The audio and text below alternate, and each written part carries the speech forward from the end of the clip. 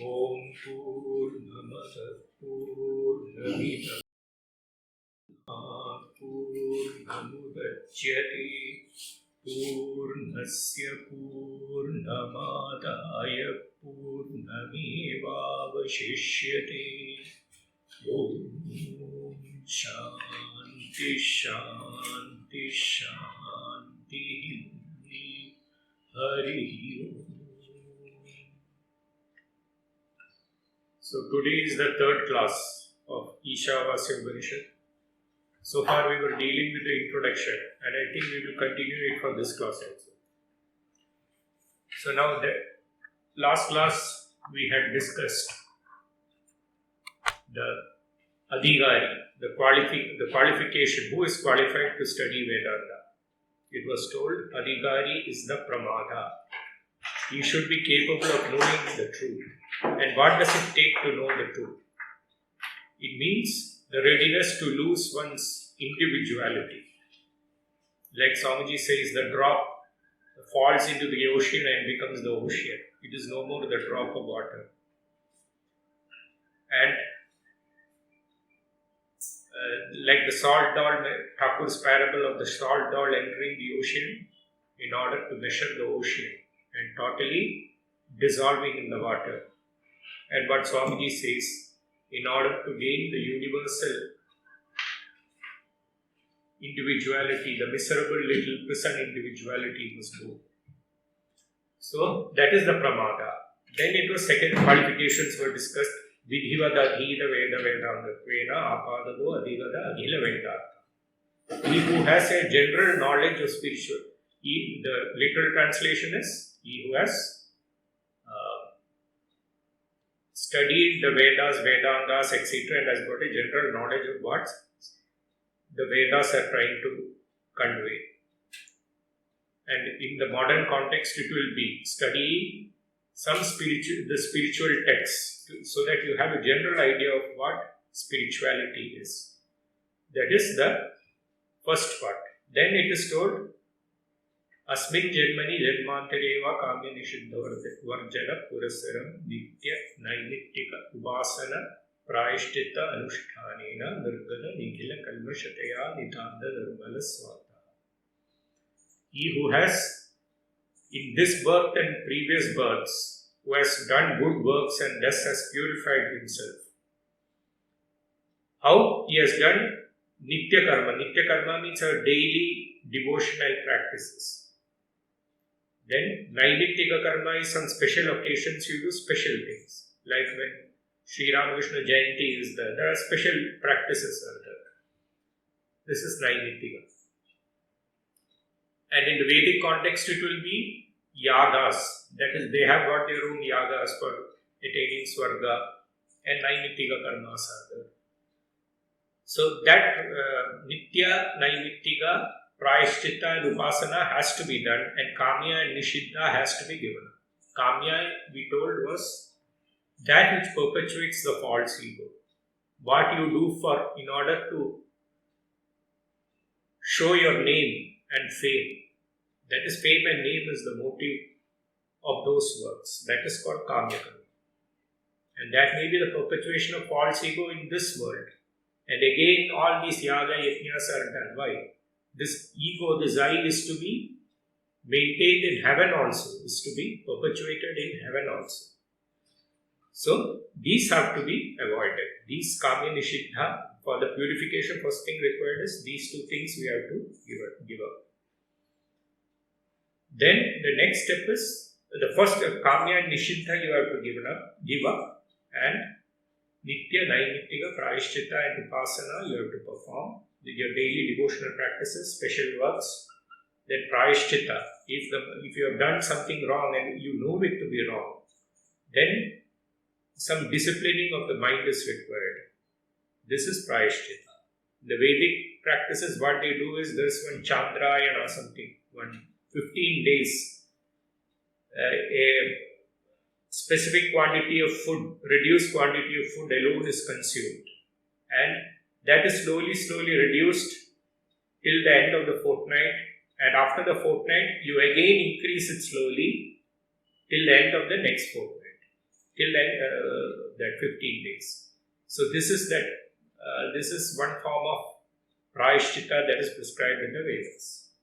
Generally, it means some people do physical exercises in order to control the mind, because the mind is taking the body away. So first you have to bring the body in control. So this is also can be considered a kind of penance. Then nitya naimittika prayaschitta and upasana. Upasana is for concentration of the mind, concentrating the mind on the deity. Upasana has got two sides. One is to withdraw the senses from outside objects and concentrate it on one spiritual ideal.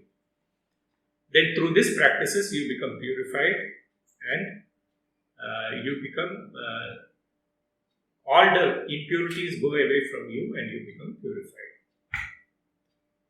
And then as a conclusion, I quoted Swamiji's words from the Karma Yoga, where he says that you have done good works to such an extent that you cannot do anything bad or anything that is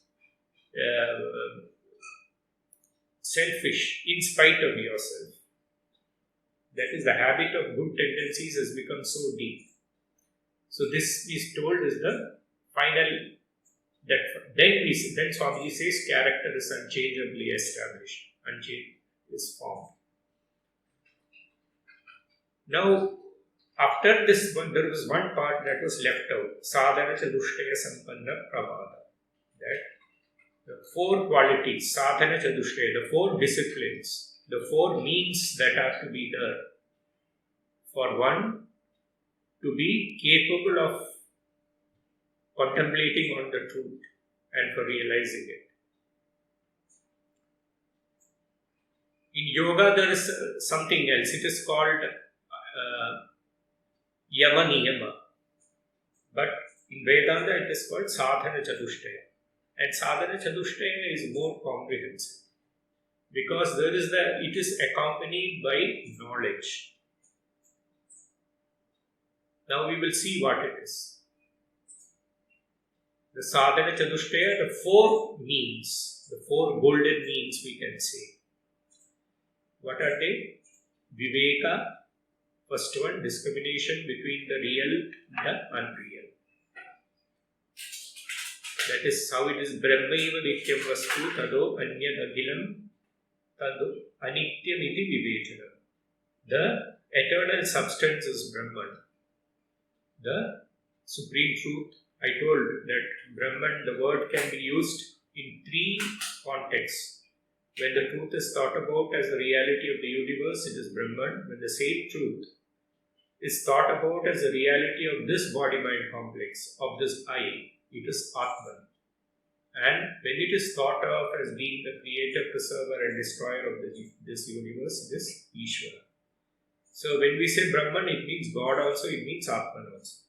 So, what is Viveka? Brahmaiva nityam vastu tado anyat agilam anityam iti vivechanam. God alone is the reality. Thakur says, God alone is the reality.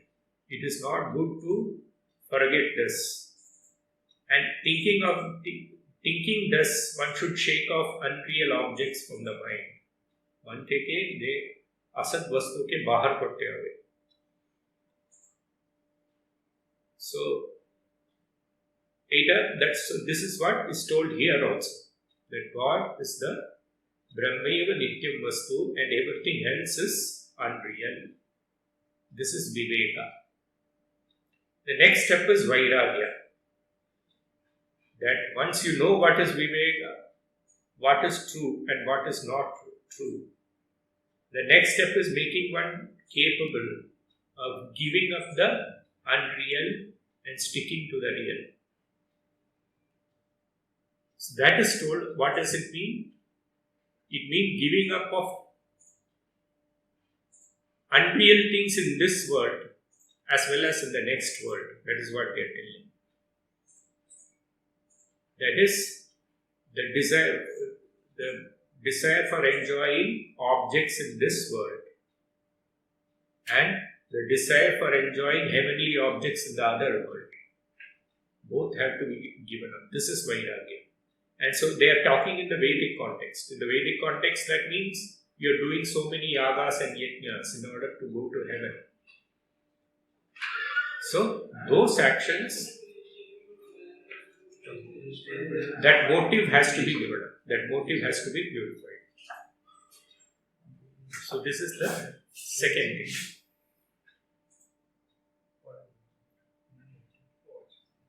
They are all unreal, whether it be heavenly pleasures, heavenly enjoyments, or the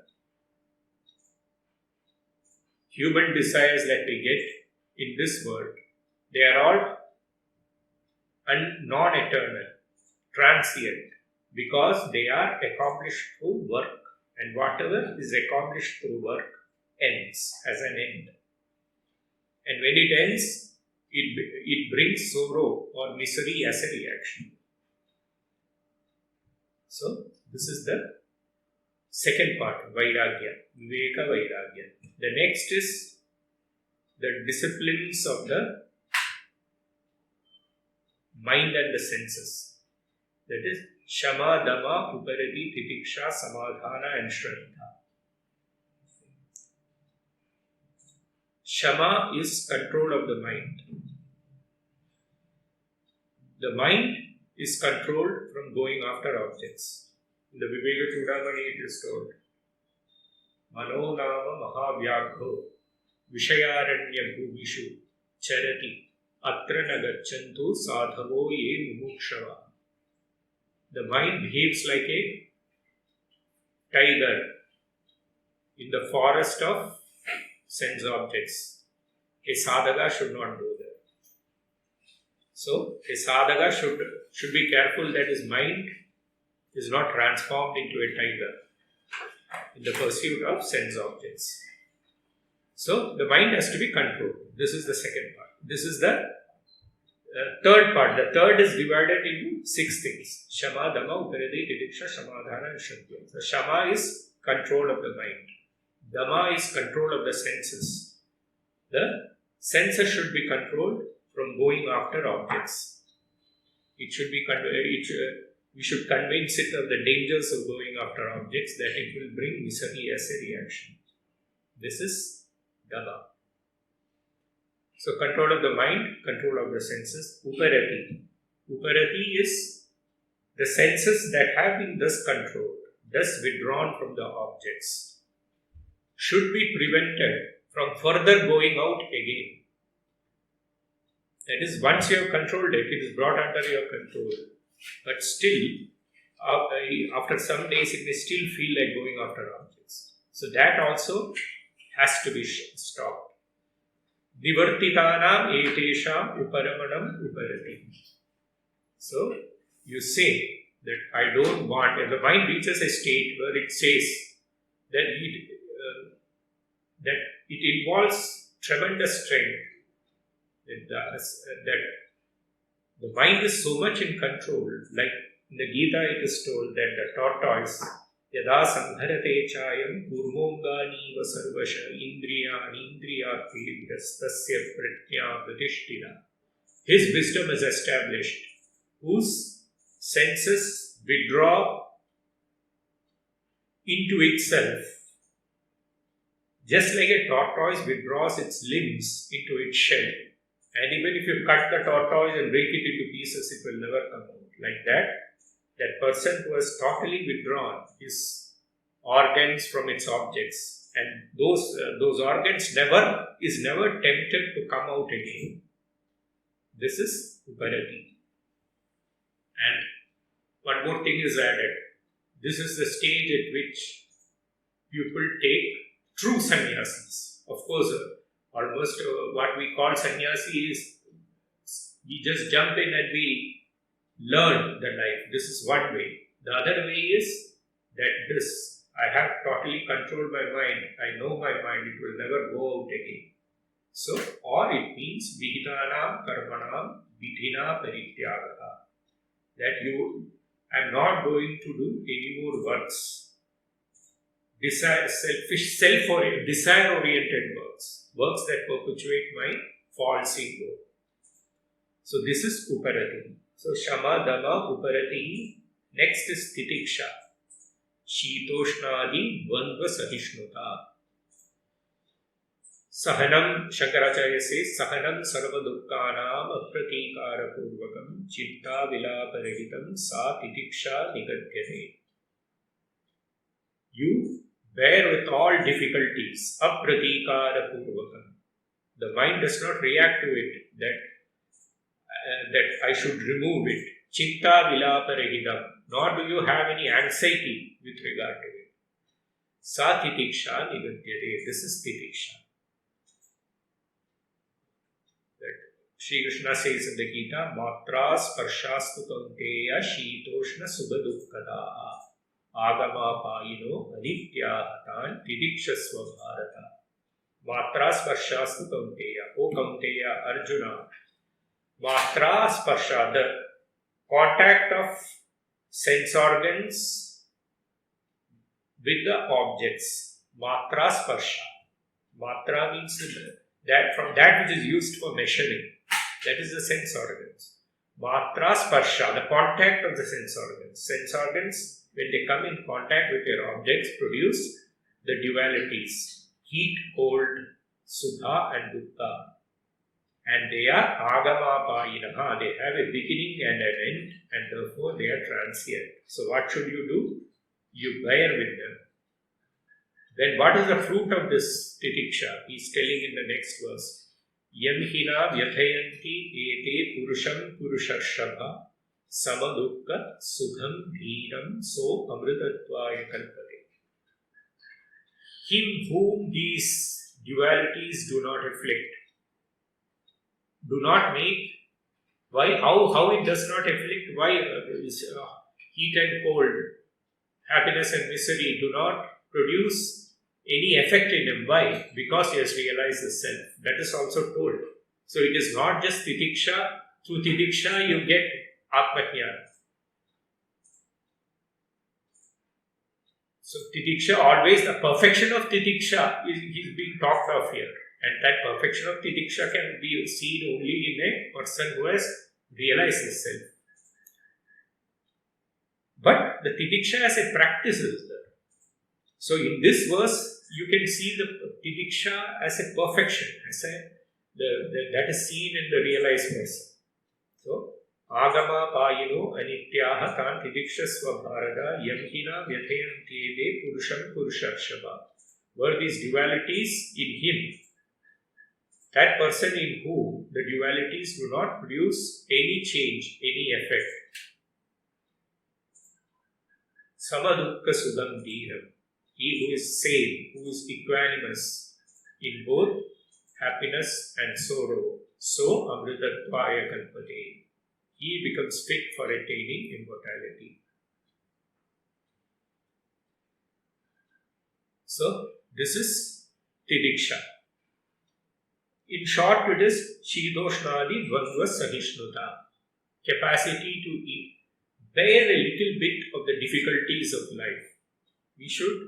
That capacity should be developed within us, not to a very great extent, but everybody as much as possible should develop this capacity to bear the difficulties of life, to bear the challenges of life. And that challenges should strengthen oneself instead of weakening oneself. So this is titiksha. The next thing is Shama, Dama, Uparati, Titiksha, Samadhana. Samadhana means concentration.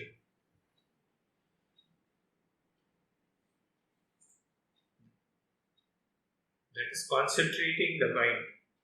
That is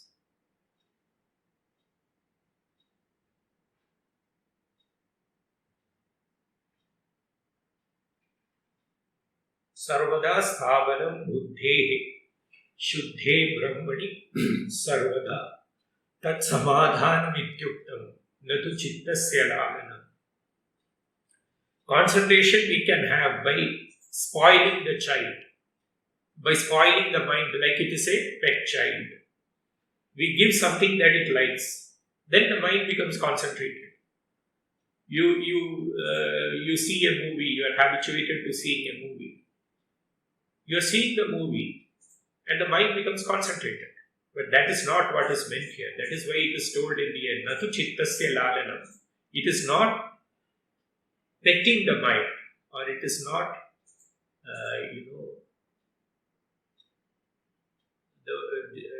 letting the mind go after what it likes, what it is habituated, after what it is habituated to think of. Spoiling the mind, you can say. That is not what is meant by samadhana. Then what is it? That is told, sarvada sthabanam buddhehe shuddhe brahmani sarvada. That the placing of the mind in the pure nature of the truth. That is samadhana.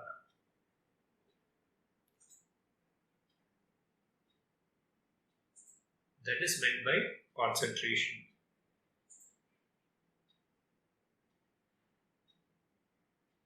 Next is, so this is the fifth part.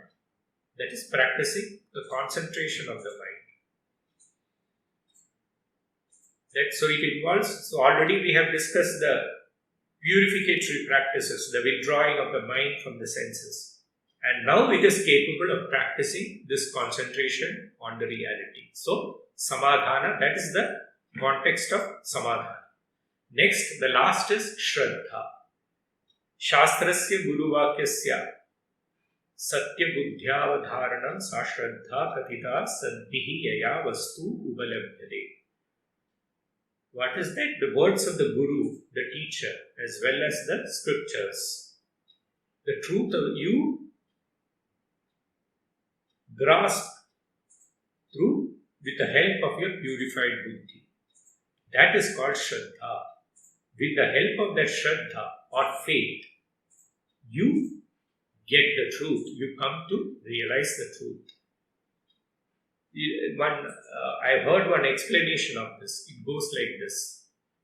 A person is sinking in water and he wants to save himself from drowning. Now what happens is one person is going in the street and he represents the guru or the scriptures. He immediately throws a chain to him, to this person, and the sinking man catches the chain.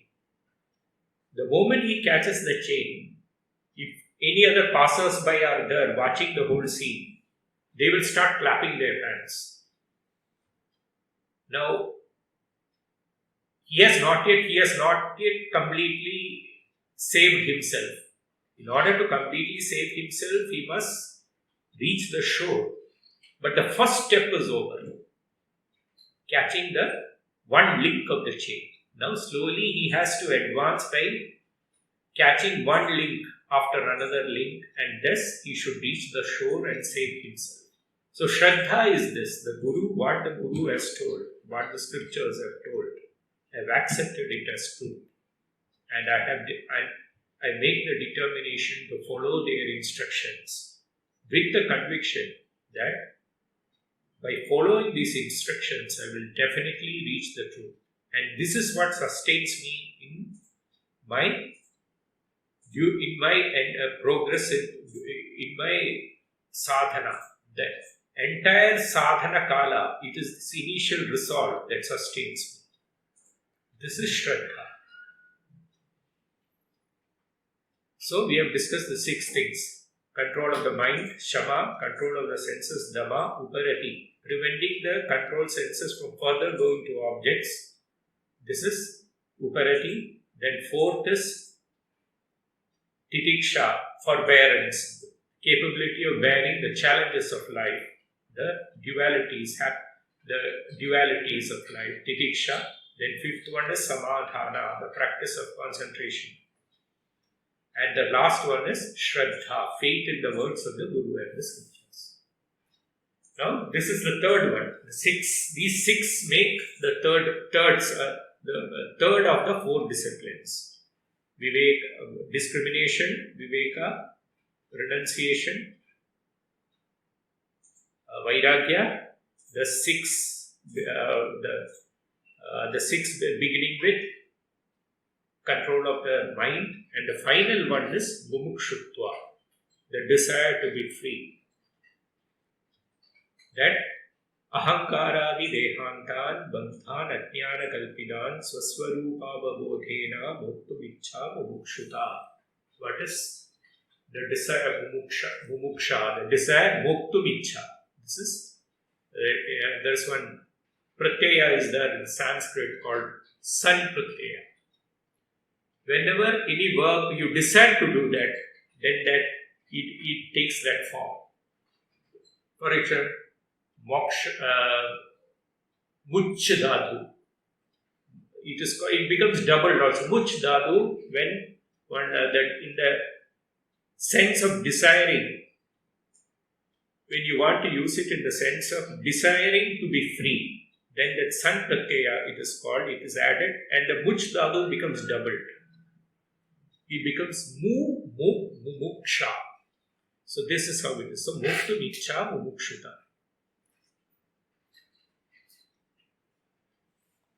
So the desire to free oneself from what? From the bondage from the series of bondages, starting from ahankara to deha, starting from the I feeling to the deha. That is, now you see that ahankaradi dehankara. Is it one and the same? Ahankara is there in the deha also. But if we see, if we analyze our personality, there are layers in our personality. The swabhav, the nature of the buddhi is ahankara. It is told, I know. That is the nature of the buddhi. I see, I know. The knower, what we say is the knower, the enjoyer. That is the I. So that is I consciousness. Then is the mind is there.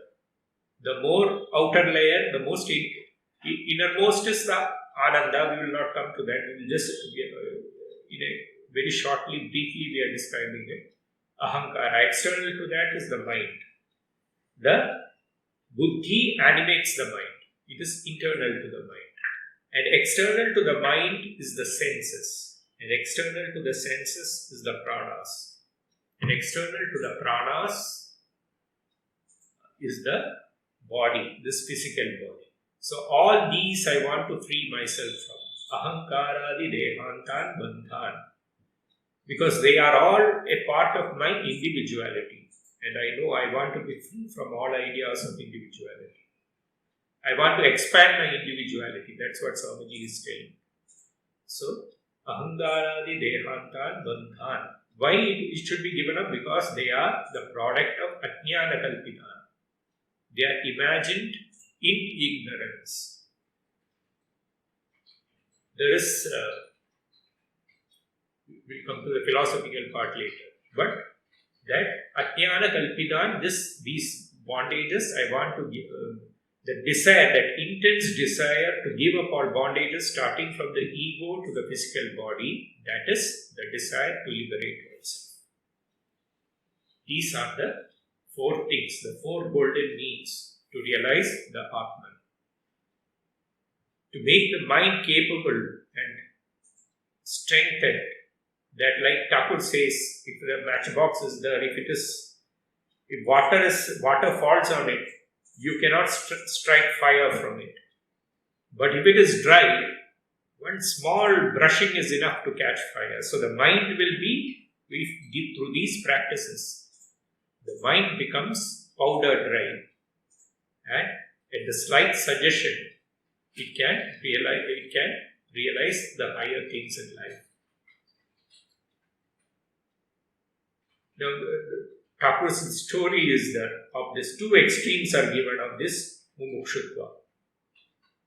The first extreme is when mumukshutva is not there. What will happen? That is the story of the woodcutter. The woodcutter daily goes to the forest and he daily he's cutting the wood In the beginning, he was young, he was cutting the woods, he was lifting it, placing on his shoulder, and he was carrying it to the market to sell it. So in the beginning, he was able to do it without any difficulties. As age started to advance, he started to feel the difficulties. He was not able to cut it, and then he starts grumbling, "Oh Lord, I'm not able to do this work. Why don't you just take me away?" Like that, he went on complaining for so many days. He was complaining like this. Then one day, suddenly, it seems God appeared before him. "Okay, you come with me now." Then he told. Suddenly, he was taken aback. "Why you just told that all these days you are asking me to come to you. I listened to your prayer. I'm here before you. Now you come with me. Leave all these things and come with me to Vaikuntha." Then he said, "No, I did not call you for this. I needed some help in lifting these, what is that firewood onto my shoulder. That is all. I don't want moksha."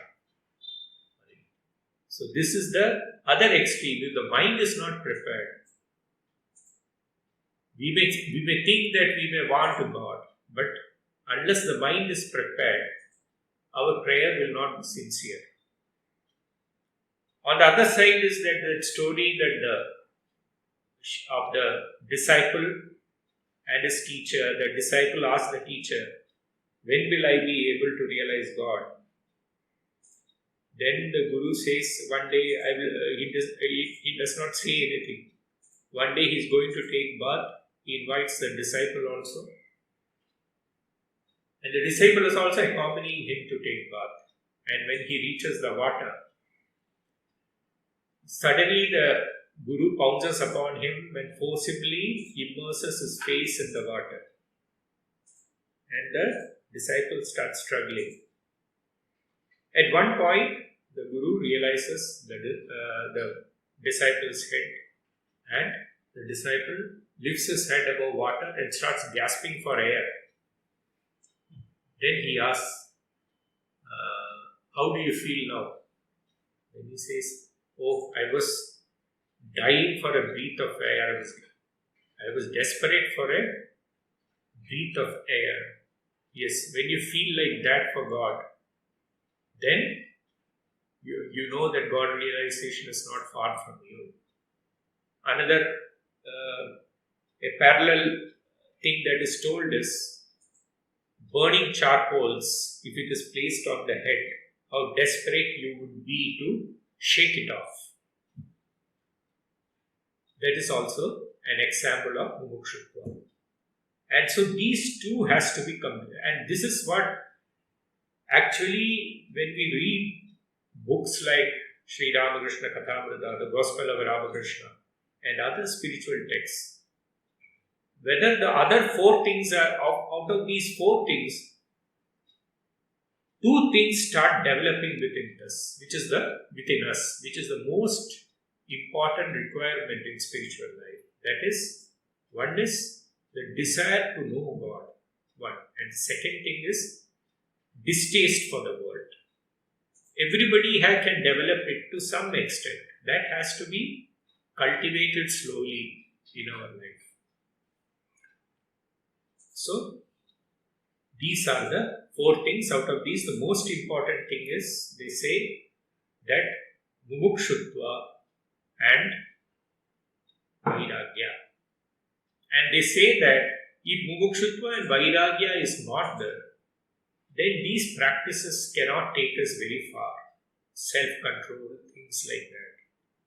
They should be guided by a higher purpose. Then only they become effective. The higher purpose is a strong conviction that there is a God, a strong desire to free ourselves from all misery, to realize God, and a certain amount of distaste for the objects, for the things of the world. So now we have talked of sadhana chadushtaya.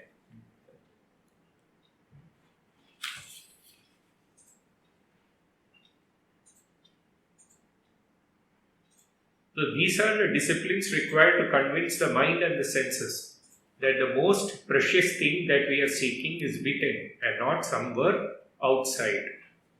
The Kathopanishad calls it the Avritta Chakshuhu. That they say that Paranchik, yes, last class I discussed this slogan, that the mind, the God has made the senses naturally outgoing, that it is always seeking outside objects to fulfill oneness. To make one complete, it is seeking outside object. But some rare ones realize the self within. How? By turning the focus of the senses. It is no more focused outside, it is focused within. Why? How? Amritatva Nichya. The guiding motive is I want Amritatva, I want God, I want Brahman. So this is Avritta Chakshu. And these practices give the mind the subtle depth of understanding to realize the truth.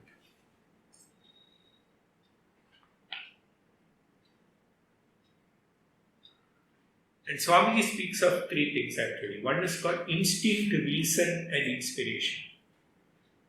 He says in lower animals we find instinct. In animals actually, instinct is that they can only react to things. They cannot reason out things. In man also instinct is there, but man has got the higher faculty of reasoning also. Swamiji gives the example of a cow. A cow is shaking its, the neck, that skin, the loose skin of the neck, or the neck it is shaking. It has got control over the muscles.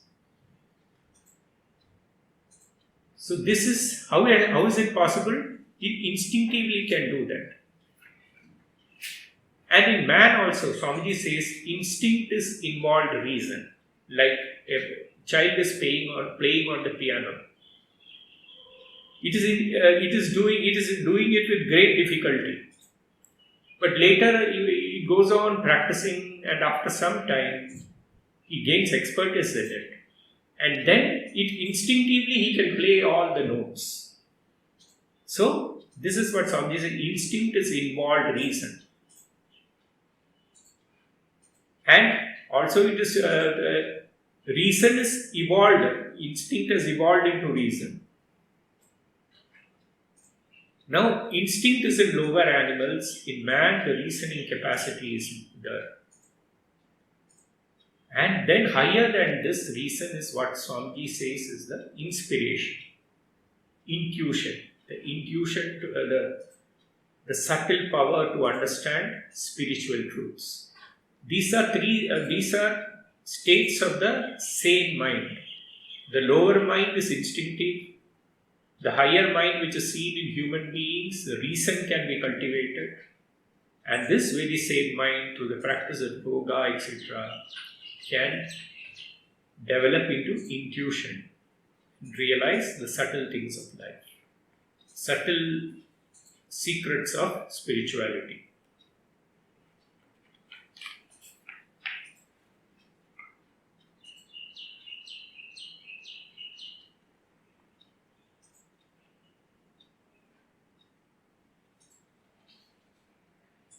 Now, the last I will discuss, not last, two more things are there.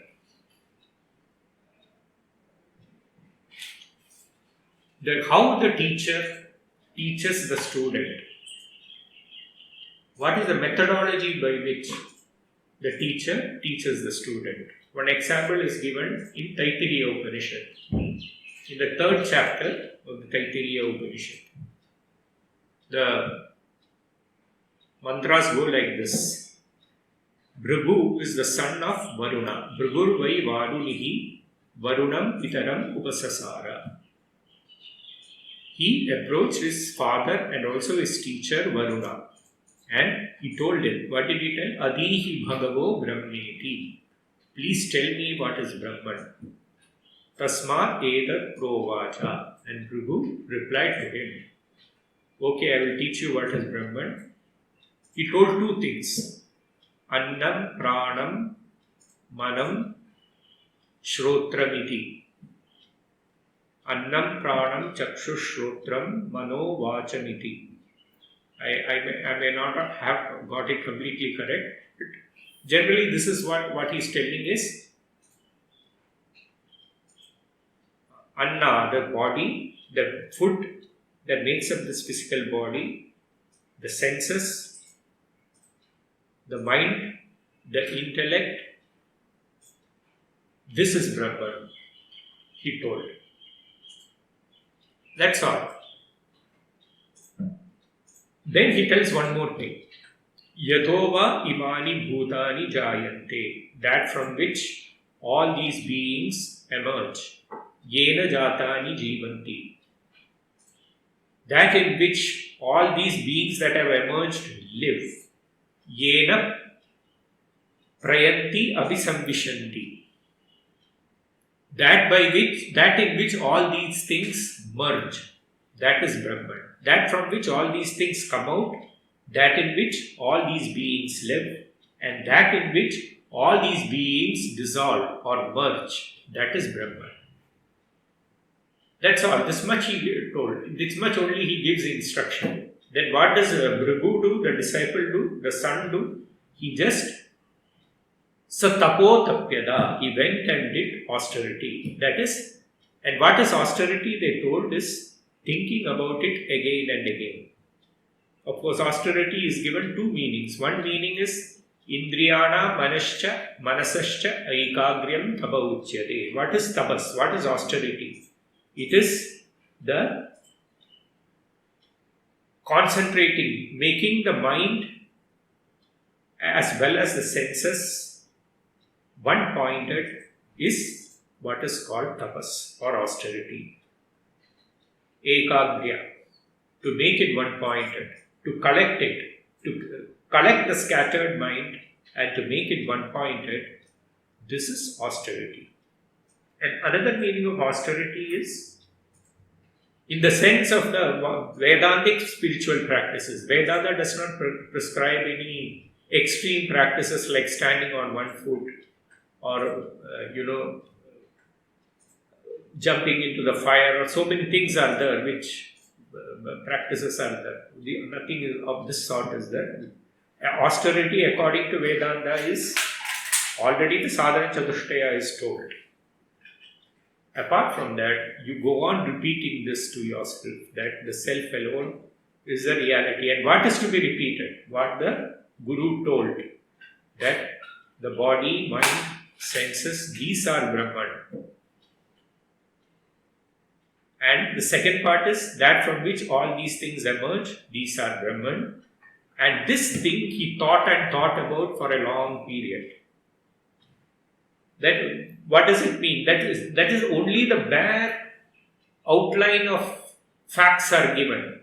That is what the whole thing, the statement of truth, complete statement of truth is not there. Only what the explanation of this and the elucidation of this in the secondary text of the Bhashya commentary is that all these body, mind, senses, etc., the adhara of this, the substratum of this is consciousness. The disciple has to find this out for himself. The Guru cannot convey it. He has to prepare himself for this. And that is what is meant by tapotapyada. He went on thinking about this and he went on purifying himself, contemplating on this truth. And that the truth of this body, this mind, the animating principle behind this is the Brahman or consciousness. This is one side of it. The animating principle of this individuality of mind is consciousness. The second part is Yadova imani bhutani jayante. That from which all these beings emerge, that in which they live. So it is the reality of the whole universe he is talking about here. In the first, it is the individual, and in the other, it is the universal. So it is the universal aspect that is being talked about here. That this entire beings of this universe, that from which they emerge and that in which they merge, that in which they live is Brahman. So both sides is told the animating principle of this body mind unit is Brahman, or that you find out what it is. And the same thing is the animating principle of this whole universe, of all the beings in this universe. This he has to find out through tapas. Then he again comes back to the teacher again and he says, yes, is it not body you are talking about? Is it because everything merges in matter. The whole thing, whatever food we take, the whole thing merges in matter. Is then matter the reality? Then he says, he does not reply yes or no. He only tells, you again perform austerities. You again practice austerities. You again have to do tapas. And again he does tapas. And again he goes deeper into this. He contemplates on the same thing that his guru has told. The guru does not give him any new information. He again contemplates on this. Then he says, no, what you meant was the prana, the vital force. Everything merges into the vital force. No, then again he goes to the guru. The guru again says, you go and do more tapas. Thus, at each time his understanding gets more and more refined. When he comes back to the teacher, his understanding gets more and more refined. First he came with the understanding that it was matter. The second time he comes with the understanding that it is the prana, the vital force. Then again he comes with the understanding that it is the mind. Then again he comes back with the understanding that it is the buddhi, or the awareness of the I. Then finally he says it is bliss, ananda, God or Vijnana. Then finally he says he understands that the self is that which the Guru meant. Consciousness, Brahman is what the Guru meant. When he said that in which all these beings emerge, that is that in which all these beings exist, that in which all beings dissolve, that is Brahman. And that Brahman is your real nature. So the thing is, we have to cultivate, we have to prepare ourselves, and we have to practice this for a long period. We have to cultivate this knowledge, we have to practice it, we have to do spiritual disciplines for a long period in order to realize this truth.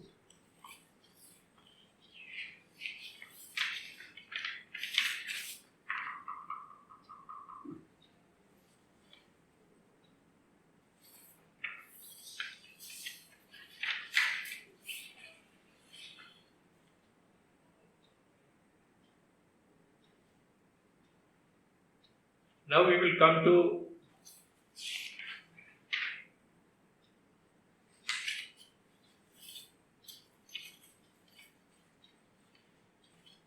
so I think that is all for today.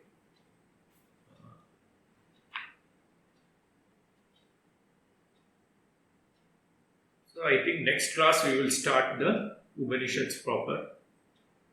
There are 18 mantras in the Upanishads. And we will also discuss one of Swami Vivekananda's lectures called God in Everything, which will go a long way in understanding the commentary of Shankaracharya better. Om Shanti Shanti Shanti Hari Om Tat Sat Shri Ramakrishna Arpanamastu.